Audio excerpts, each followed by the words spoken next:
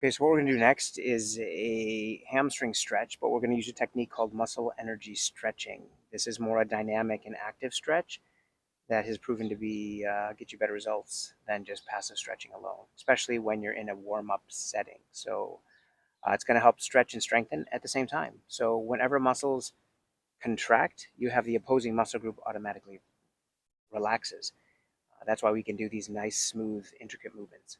So for this one, we're going to be looking at stretching out the hamstring, and we're going to be working on strengthening the hip flexors, which is the part of the quads, and also the deep abdominal muscle. So let me just do a quick demo, and you can follow along. So in this, again, all depends on how flexible you are. So I'm going to use this as the height of where I'm going to start from. Your starting point may be higher than mine. It may be lower than mine. We can move up to, but it's always nice to have a railing again, stairs, or something that you can work off of. You can use an assisted strap as well with your hand. So there's many options. The idea is that you're contracting one while relaxing the other. Okay, so I'm going to go ahead and lay down, and I'm going to put my foot up.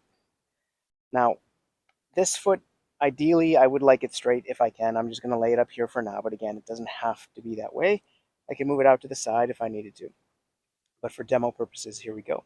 So I'm feeling this potentially in the back behind my knee, or I'm feeling it maybe in the back of my hamstring. Now from here, what we're doing is we're going to engage the core, which we will talk more about later. You're going to just lift, contracting up and through the quad, and lifting this leg up as high as you can. I don't want you arching and moving around with your back. You're just stabilizing, and you're just moving through the leg. And as you move, you're going to find it being very tight up in the front of the hip, and you probably won't even notice a ton back here. But this is a great way to work on lengthening those hamstrings. And what I usually recommend people do is hold for whatever, 3 to 5 seconds, and then pause and rest. And again, you want to move this slow and controlled. You don't want to whip the movements up and down where you're jumping up and down like this. Make it a sustained contraction as you're working through it. You'll probably notice some tension up here, but over time, it will subside. Let me give you a quick little variation that I enjoy doing at home, that once you get to this level, you can coordinate. Again, depends how flexible you are.